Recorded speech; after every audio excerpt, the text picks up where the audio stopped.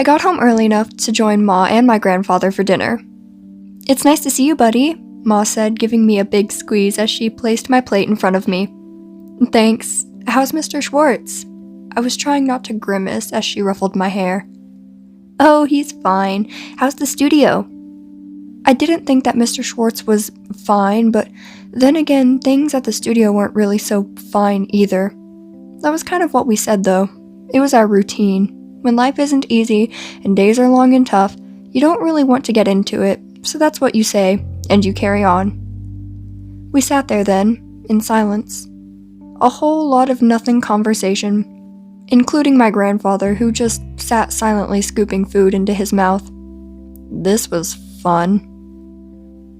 I ate as quickly as I could and then disappeared into my room. I needed to claim it before my grandfather did. I sat down on the floor and placed my stolen paper and ink next to me. Then I took a sheet and put it on the windowsill. It wasn't as wide as a desk, but it was a solid enough surface, and I'd been using it to draw on since I was a kid.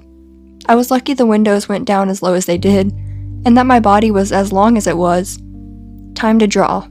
Yes. Dot, you know very well what it's like facing a blank page.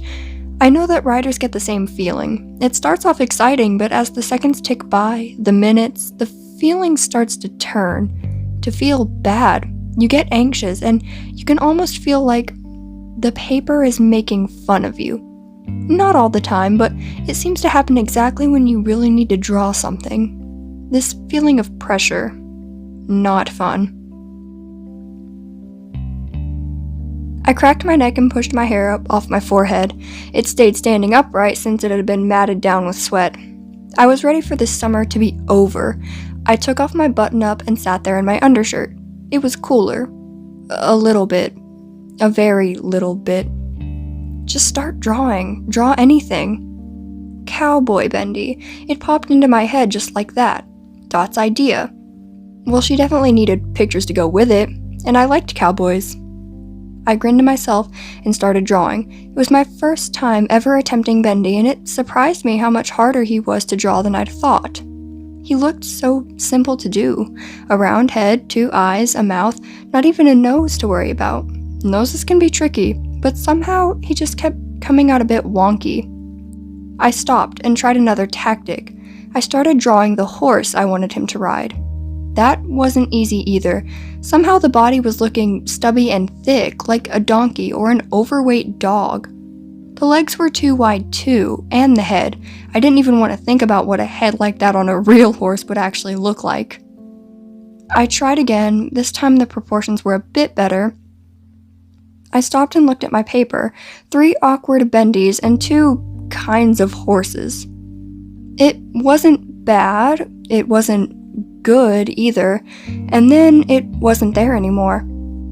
The paper vanished from beneath me, and I whipped around and looked up at my grandfather standing over me. I had no idea what he was doing, and yet, for some reason, I didn't say anything.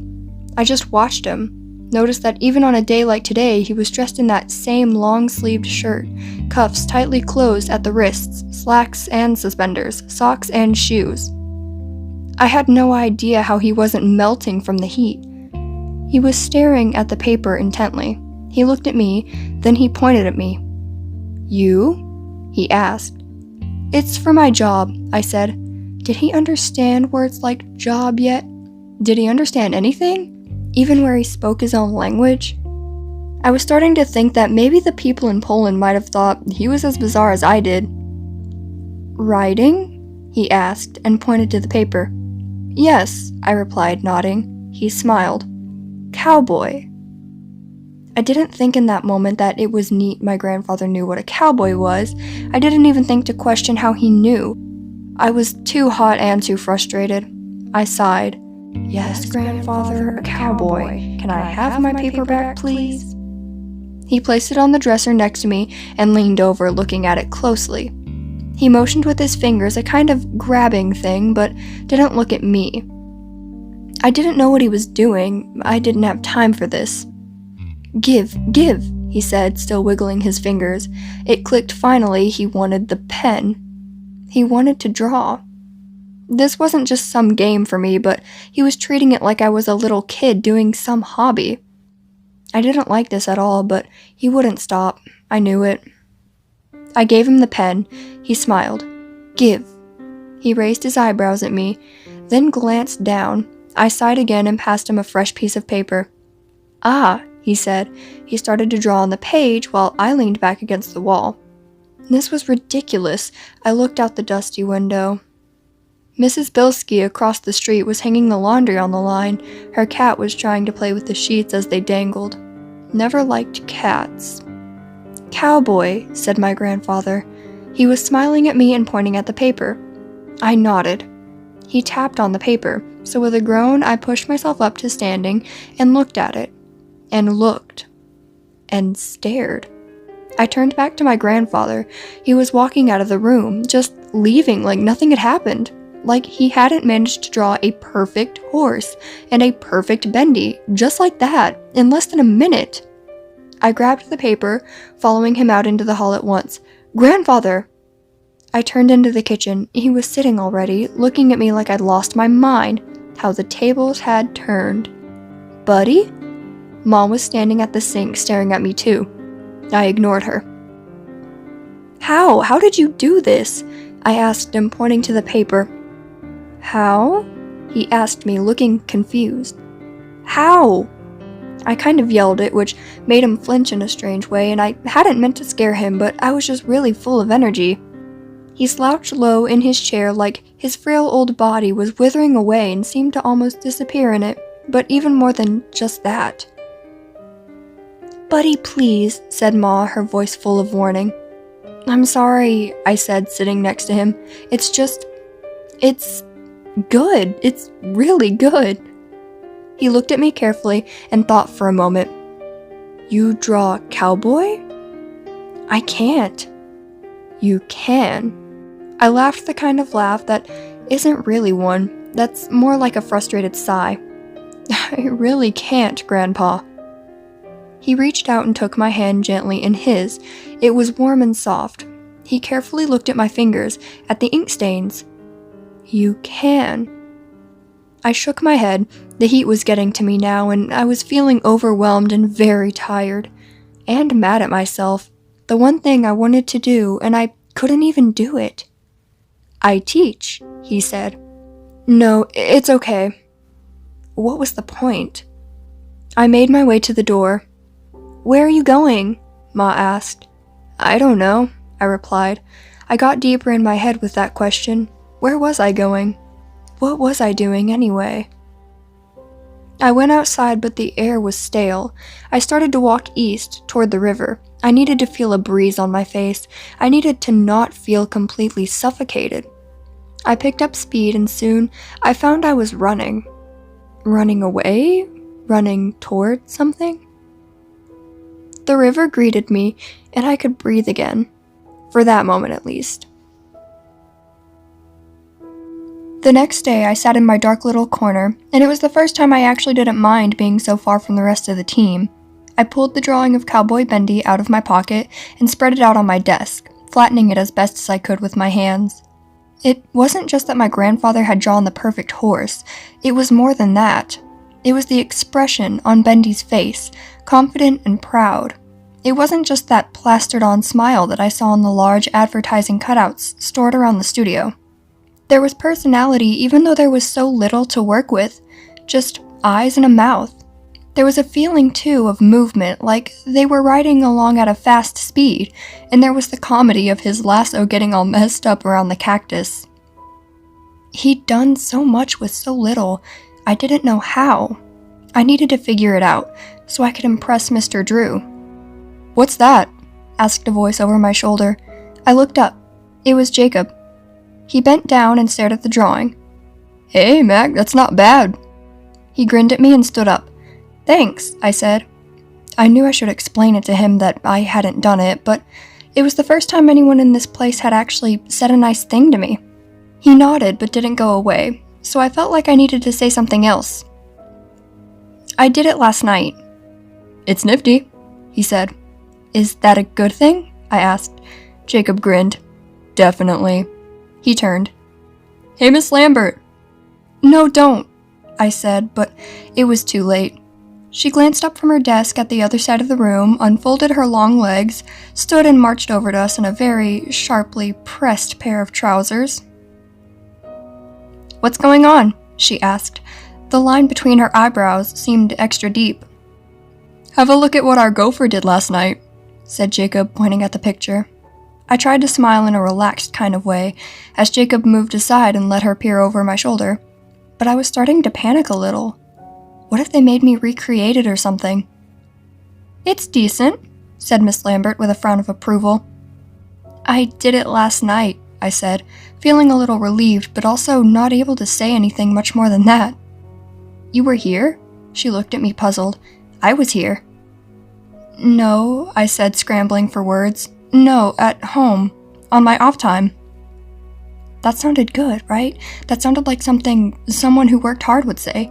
Even on my off time, I was doing work. Miss Lambert stood there for a moment, then she bent over and picked up the picture, but she wasn't looking at the drawing. She was looking at the paper, feeling it between her thumb and forefinger. "Tell the truth, buddy. Where'd you get the paper and ink?" "Oh, right, the truth. The truth was..." Lots of silence then, while I tried to figure out what the truth was. "I see. Buddy, we were low today on stock, and you know as much as everyone here that money is tight. We're not a baseball team." She passed the picture back to me. "A baseball team?" I asked. I noticed that Jacob was no longer beside me, but slowly walking back to his desk. "You don't get 3 strikes here." I still didn't get it. "I'm sorry, buddy, but this is unacceptable. Stealing is not allowed, and Mr. Drew is very strict about that. You can't do it, buddy." "Right, okay, I got it. I wouldn't do it again." "I won't do it again." Miss Lambert shook her head and then stared up at the pipes running across the ceiling over my head. "I'm sorry, buddy. I have to take you to Mr. Drew." My stomach fell out of my body. I could almost hear it in my imagination flopping onto the floor with a squish. All I felt was hollow at how unfair it was. It was just some paper and ink, but yeah, it wasn't like I could afford paper and ink. It had a cost, and evidently a much bigger cost than I'd realized. "Come on." Miss Lambert motioned for me to stand. I did, and followed her over to the elevator.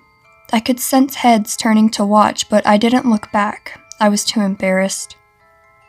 We stood quietly in the elevator as it chugged its way up to the top floor. I'm sorry," I said. I realized I hadn't said it yet. I meant it, but also maybe it mattered that I was.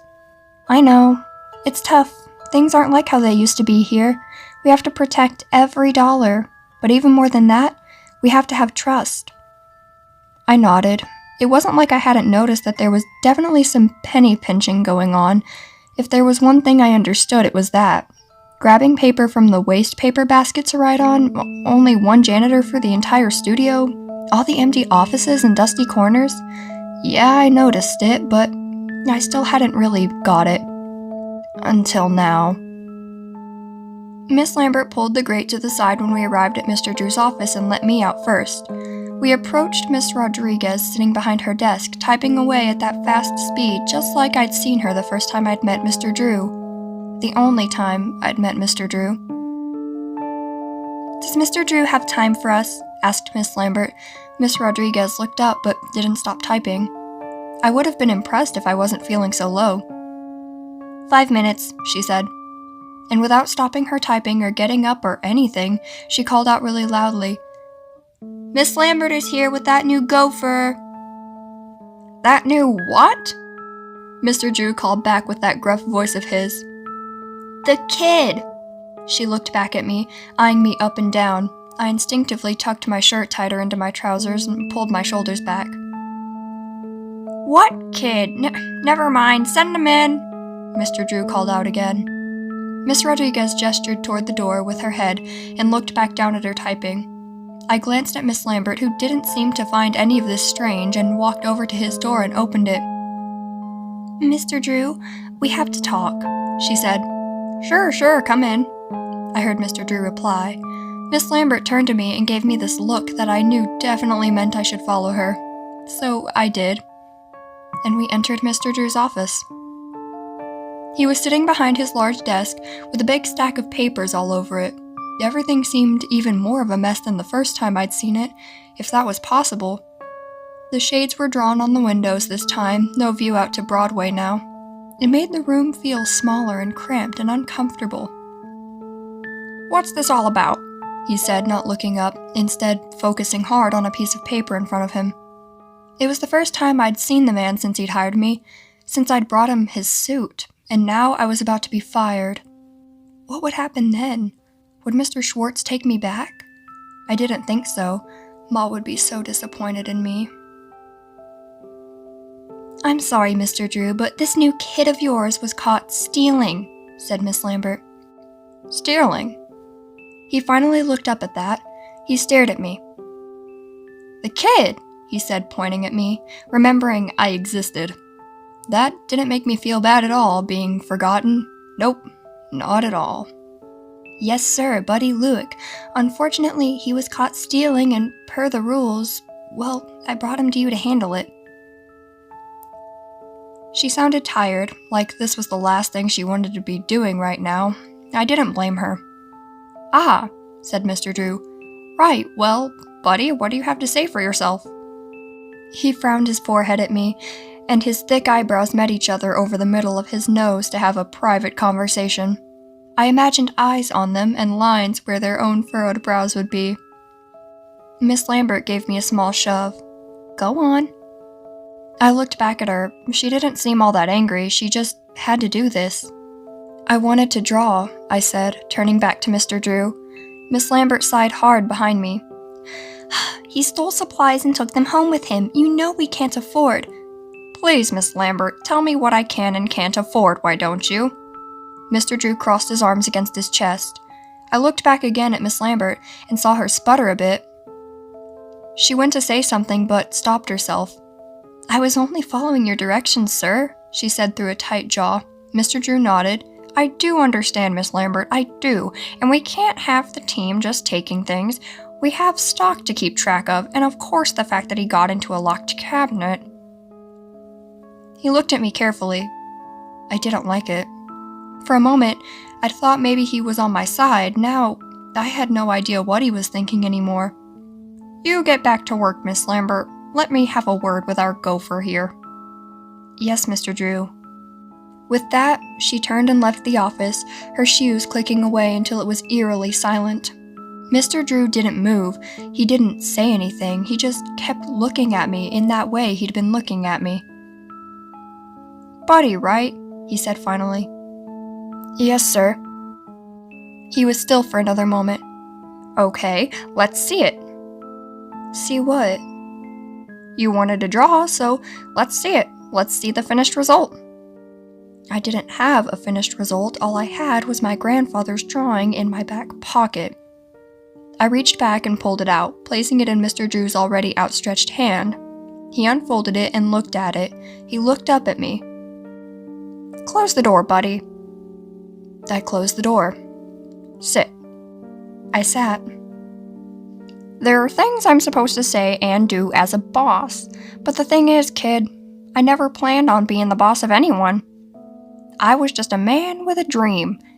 I was just a man who knew what he wanted, and took one step, and then another, and soon I was dancing. You get me?" "Not really." "Yeah," I said. "I'm supposed to tell you stealing is wrong, and believe me, I don't like it when people steal from me. But is this stealing?" He held up the drawing. "Stealing is you taking something from me, someone who claims something is his when it's mine. I don't have much tolerance for anyone who takes something from me. I don't think any man does. But when you're doing something for the greater good, when you're creating and making things and taking that extra step on the dance floor, that's not stealing. You know what we call that?" He watched me expectantly, but again, I had no idea what to tell him. "I don't, sir." "We call that ambition." Mr. Drew finally smiled then and leaned back in his chair. I wasn't sure how or why, but I understood then at least I wasn't in trouble. I understood that for some reason I was actually being praised. Mr. Drew looked at the drawing again. "This is good, buddy. Real good. I knew you had the skill, but I didn't know you had the ambition." "You were impatient. I get that. I've been impatient my whole life. You knew what you wanted and you took it. I get that too. For the greater good." "For the greater good," I repeated. This story he was making up about me was part lie. I wasn't that skilled. I couldn't draw like that. I felt guilty for a moment until I realized that the stuff Mr. Drew was impressed with was actually in the lie too. He just didn't know it. Showing him the picture my grandfather had done had helped save my job. It had been for the greater good. "I like you, buddy. I'm sorry I haven't been around much. I've been working on a project. It's been tricky. Not everything works on the first try, you know?" That I definitely did know. "Yes, sir. Been a lot of late nights and meetings, and investing in technology I'll admit I don't entirely understand. You gotta believe me that when I first saw a movie, I thought it was magic. That's how I am with new inventions. It's all magic to me." He sighed, then as if he'd made up his mind about something, stood. "So don't take my absence to mean I don't like you, buddy." "I don't, sir." I didn't mention how he totally seemed to forget who I was a moment earlier, probably because I didn't want to think about it. I wanted to believe him. "Good. Come with me. I have something to show you." I stood and followed him out the door. I thought we were heading for the elevator, but he turned down the hall, past Miss Rodriguez's desk. I followed him to a small storage closet that he unlocked with a grin, and he pulled the chain for the dim, dusty light bulb in the ceiling. There were a couple novelty cans of bacon soup on a shelf to the side, and a cutout of Alice Angel. Against the back wall was a pile of boxes stacked to the top, and that was what Mr. Drew started to move aside. "Help me out there, would you, buddy?" he said, passing a box to me. It was large, but light, almost like it was empty. I placed it to the side and took the next, and that's when I noticed a hole behind them. As we cleared the last box, Mr. Drew turned to me with a finger to his lips, and then motioned for me to follow him. He disappeared through the hole into the dark beyond. I admit I approached it carefully and with a bit of concern. I should just have trusted him, I guess, but it was such a strange thing to be doing, to just casually move some boxes in a closet and then walk through a giant hole in the wall. And getting closer, I could hear strange sounds from the other side. They were hollow and echoey. Voices? But I couldn't just stand there doing nothing. I thought about Dot. I thought about all the stuff I'd done already. I could do this. Besides, when your boss tells you to do something... I stepped through the hole and out onto a small wrought iron landing, kind of like a fire escape. I stared down between my feet. The floor was far below, in the dark. I could see the shadows of gently swinging ropes below me. Ahead was a catwalk and brightness in the distance. Mr. Drew gave me a look and I followed him along it, holding on to the railings on either side and not looking down. I didn't really have a height thing, but maybe I had a bit of a height thing. The voices I'd heard got louder now, and I realized they were coming up to us from below, but I still kept staring straight ahead at Mr. Drew's back and at what was around us. There were a lot of ropes now and cables here too. A dark curtain ran along next to us. We stopped. "They close next weekend," he said quietly and looked down, so I finally looked down again too, and that's when I got it. We were standing above a stage. I stared down through the lighting rig to the stage below. Far beneath us, maybe 50 feet down, I could see two actors walking around on a set that looked like a fancy living room. It was neat because where we were standing, we could see the top of the black wall of the set, so you could see both sides, the front part covered with fancy wallpaper with a large window cut out of it, and the back part plain plywood with wooden supports propping it up. The actors were under very bright lights that contrasted sharply with the darkness on the other side. In the shadows were two stagehands sitting on apple boxes dressed in black and not doing much. I like watching them like this, said Mr. Drew. Yeah, it's neat, I replied in the same quiet voice. Oh, it's more than neat, buddy, he replied. It is? Mr. Drew leaned on the catwalk railing, still staring down through the twisted maze of cables and ropes. They have parts to play. They do it the same way every show. Every pattern they make on the stage is repeated. The audience laughed just then, a muffled wave against the short curtain in front of us. Did you hear that? Of course I did. Yeah. The audience laughs every time at that same part. They are under the spell. They don't know that they're going to laugh exactly at that point in the play, but they will. It's their fate. It was Mr. Drew's turn to laugh. It was interesting to listen to what he had to say. It was true, in a different way of thinking. A twisted kind of way that I wasn't really used to. Who's in control? He asked me, turning then for the first time to look at me. I looked back at him. He was in shadow and his expression hard to read. I wasn't sure if the question was supposed to be answered, but I tried my best. The actors? I asked. Mr. Drew shook his head and looked down again. Not the actors, buddy.